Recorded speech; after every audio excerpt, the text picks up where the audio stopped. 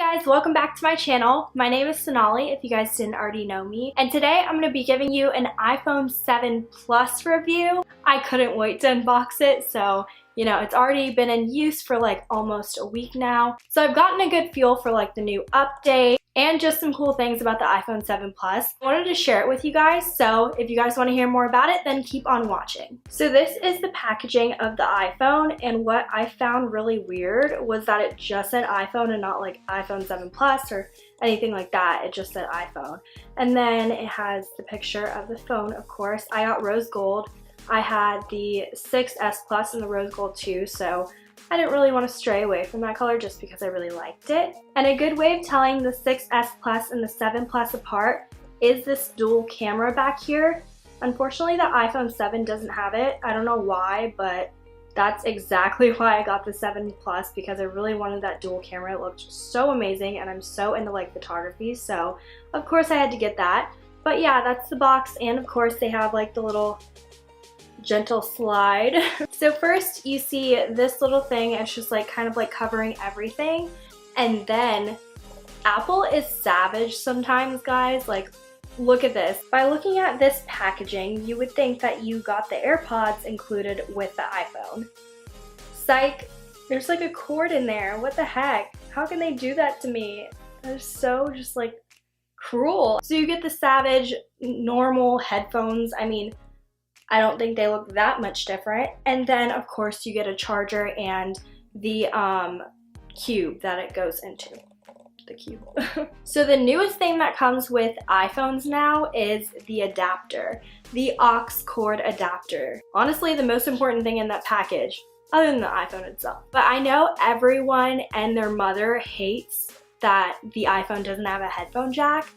But honestly, guys, I'm pretty sure if you have a headphone jack, like that's the thing that makes it not waterproof. So to make it water resistant, you kind of had to take away the headphone jack. And honestly, I'm not complaining, because I'd rather have this little thing than get a little splash of water in my headphone jack and then my whole phone is just messed up and then I have to pay a lot. So I personally don't mind it. Products are always changing and we always have to adapt to them. It's not going to be that big of a deal. Like, you can even just put this right on your headphones if you wanted to, and that's probably what I'm going to do. I'm going to get another one and put one in my car and just like stick one on the end of my headphones. But I do think it's weird that you can't charge your phone and listen to music, although I don't do that very often because I actually don't listen to music unless I'm like going to the gym or something.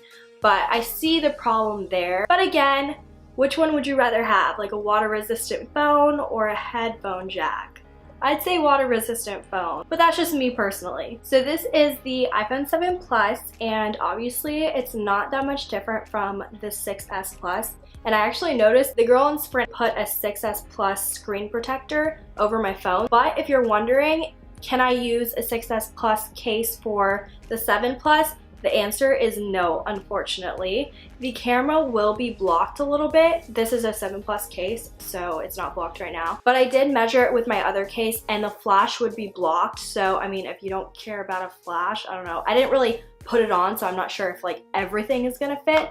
But pretty much if you're gonna try, just buy a 7 Plus case. It's because it's gonna like block your flash and make your photos like really weird. Like I said, the biggest physical difference is the dual camera, at least for the 7 Plus, because on the 7 it doesn't have a dual camera, which I don't really know why. And personally, I don't know why people like don't buy this one. Like, it's so much better. So I'm just gonna talk about the dual camera while I'm on the topic. The dual camera helps wide angle photos and zoomed photos like turn out better. And also, I watched the keynote, and this is actually the only reason I wanted the 7 Plus.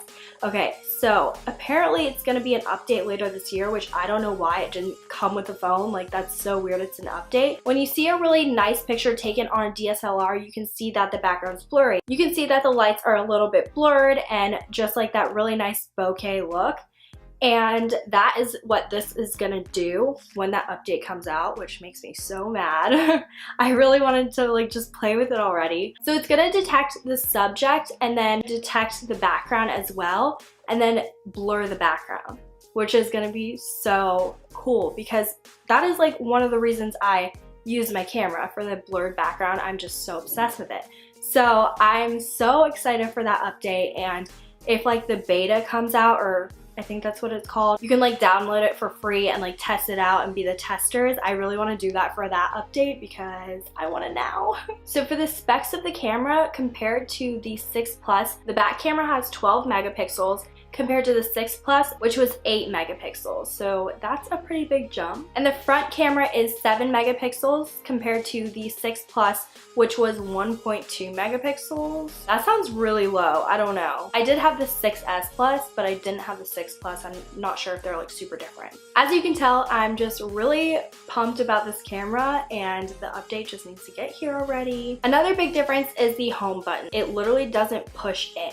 It's basically like when you put your finger on it and you tap, it's a vibrate and not like a push in. Because when your phone is actually turned off and you try to touch it, it's like it won't push in, it won't vibrate or anything. So that's really weird and something to definitely get used to. I'd rather push it in because it feels stuck to me. That doesn't feel like a good feeling. So now I'm just gonna go through some really cool features I found on the new update. The first one being that you can create bulleted lists in Notes, which is really cool because I've always wanted to do that. Like I always make my own bullets and it's just like really time consuming. The thing that I found out is that it only works in the iCloud section of your notes. And then if you press done and click the check mark, then it just starts a bulleted note. So for instance, I am flying back to Georgia today, need to make a packing list, and we're gonna just write some things that I have to bring with me that I have not packed already. And then you can actually check them off, which is like so cool. I don't know. I'm just really amazed by that because I've always needed it. Next thing that I found is that you can unsubscribe from email lists just in one button. Like literally it says unsubscribe at the top of every like email list. So for this one, it's just 17. All I have to do is hit unsubscribe and it just unsubscribes me and I never get emails from them again. It is so useful. Usually I have to scroll all the way to the bottom of an email and then click unsubscribe, go to their website, click another unsubscribe. It's just so many buttons, you know, but this makes it so much easier. So the update with the messages is probably one of the biggest updates that I have experienced. It's really messing with my head for some reason, but it's also really cool at the same time. So if you want to text something, you want to say hi, and hold down the blue arrow, and then you can send it with invisible ink. You can send it gently, you can send it loud, you can send it with a slam.